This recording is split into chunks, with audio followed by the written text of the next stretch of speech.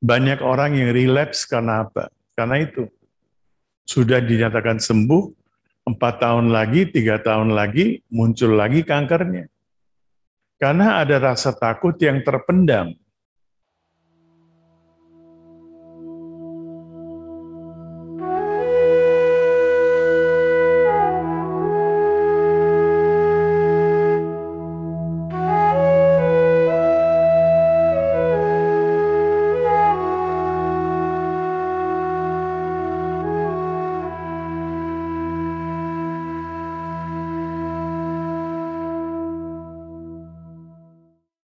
Silakan, mata dipejamkan.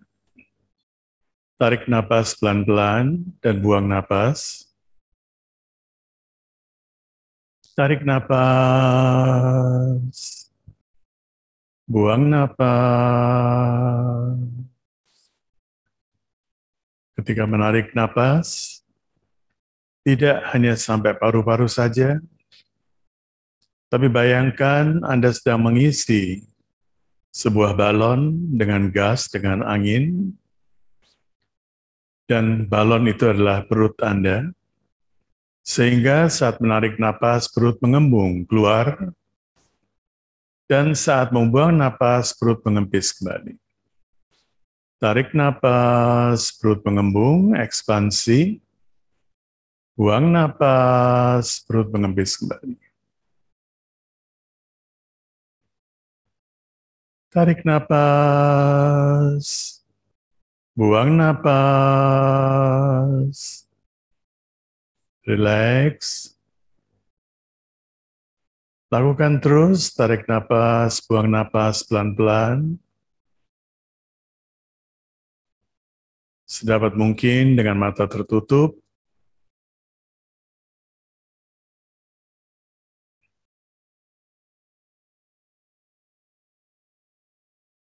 Silakan buka mata pelan-pelan. Kabar baiknya adalah dengan napas seperti tadi aja, tarik napas, buang napas. Kalau kita rajin-rajin melakukan selama 25 menit setiap hari, kesehatan Anda akan cepat sekali pulih kembali. Sakit apapun, obatnya satu, napas. Karena napas ini, kalau kita meregulasi napas, memperbaiki cara kita bernapas, maka energi kehidupan di dalam diri kita yang disebut prana akan ikut teregulasi. Jadi napas diperbaiki, energi dalam tubuh kita akan ikut teregulasi, dan Anda menjadi sehat. Berita baiknya adalah kesehatan itu tidak mahal. Tuhan memberikan kesehatan kepada kita gratis. Kita aja yang membuatnya menjadi mahal. Seperti air. Air minum itu kan gratis ya. Kita mengemasnya, dikasih label, label A, label B, label C, kemudian dikasih harga, label A lebih mahal, label B kurang mahal, label C yang kelas miskin paling murah, padahal airnya air yang sama. Nah, seperti itu juga kesehatan kita. Teman-teman, saya agak terinspirasi oleh salah satu negara yang di sana para dokter yang menangani kanker misalnya, ini coba contoh aja karena kebetulan kita masih menyebut grup ini sebagai Cancer Support Group, yang sebentar lagi kita akan ganti namanya. Mereka sudah mulai menyebut kanker itu sebagai satu penyakit inflamasi atau infeksi biasa. Jadi kalau kita melihat di rumah sakit di sana, mereka menyebutnya begini, inflamasi, infeksi, kanker, dan lain-lain. Tiba-tiba dalam waktu 6 bulan, jumlah pasien kanker yang datang ke rumah sakit itu berkurang. Bayangkan, dalam 6 bulan, hanya 6 bulan. Begitu orang-orang yang divonis kanker, dan dia membaca cuma satu kalimat ini, inflamasi, infeksi, kanker, dan lain-lain. Merubah seluruh mindset kita. Bahwa kanker itu sebetulnya memang itu infeksi. Kita sekarang mendengar HIV. Ya. wah HIV itu AIDS, HIV itu ini, HIV itu kalau sudah kena HIV pasti mati. HIV itu apa? Virus. Kita kena virus influenza dan sebagainya, nggak semua orang mati, kan ada juga ya memang fatal. Ya. Tapi kita kalau kena pilek-pilek sedikit itu kan juga virus, bakteri juga. Tidak semua orang yang kena virus itu mati, tidak. Cara pandang kita harus rubah sedikit. Cara pandang kita ini penting sekali. Saya memberikan contoh. COVID, ketika baru mulai, awal mulainya COVID itu, saya juga kehilangan salah satu anggota keluarga, ya juga banyak teman-teman yang pada waktu 6-7 bulan pertama itu, ke rumah sakit, cari rumah sakit setengah mati, ada yang belum sampai rumah sakit meninggal. Sampai di rumah sakit, terapinya macam-macam. Orang tidak sakit ginjal, tiba-tiba harus cuci darah. Orang tidak sakit apa semuanya muncul, padahal seumur hidup dia tidak pernah punya keluhan sakit ginjal.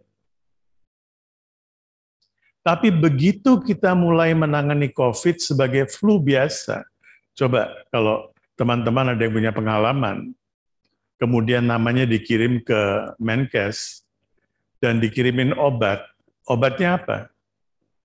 Vitamin biasa, yang murah meriah, kemudian zinc, di vitamin itu juga multivitamin itu ada zincnya juga. Kemudian satu macam lagi diberikan antibiotik. Antibiotik ini kita juga sering diberikan oleh dokter umum untuk virus kita, untuk influenza dan sebagainya. Kena flu juga mendapatkan antibiotik yang sama, dan satu macam obat lagi yang saya lupa. 3 macam obat. Dari 3 macam itu 2 obat, 1 vitamin. Tingkat kematian karena virus COVID berkurang.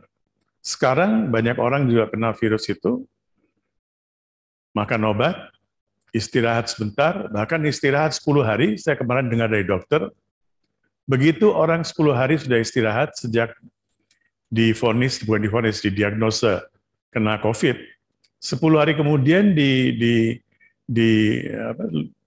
lindungi, peduli lindungi itu, namanya sudah dicoret, sudah dianggap sembuh.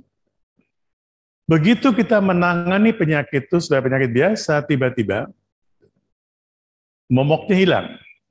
Nah, kanker ini kita menciptakan momok. Begitu kita mendengar nama kanker, langsung kita ketakutan. Kita boleh menganggap kita tidak takut.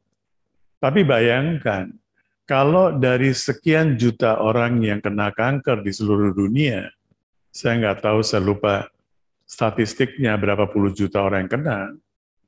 Kalau 51% di antara mereka menganggap kanker sebagai momok, yang 49% ini, termasuk saya dan Anda, saya juga pernah kena kanker, kita akan kalah.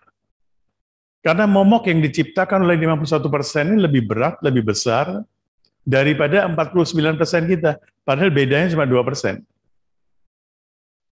Ini perlu kita perbaiki dulu. Makanya saya mengusulkan, nanti biar panitia menentukan, saya mengusulkan kepada panitia, mulai sekarang istilah Cancer Support Group ini kita ganti. Holistic Health Support Group. Jadi bukan cuma untuk kanker. Siapapun boleh memanfaatkan ini, kita tidak akan menyebutnya Cancer Support Group, karena istilah kanker itu sendiri sudah menciptakan rasa takut.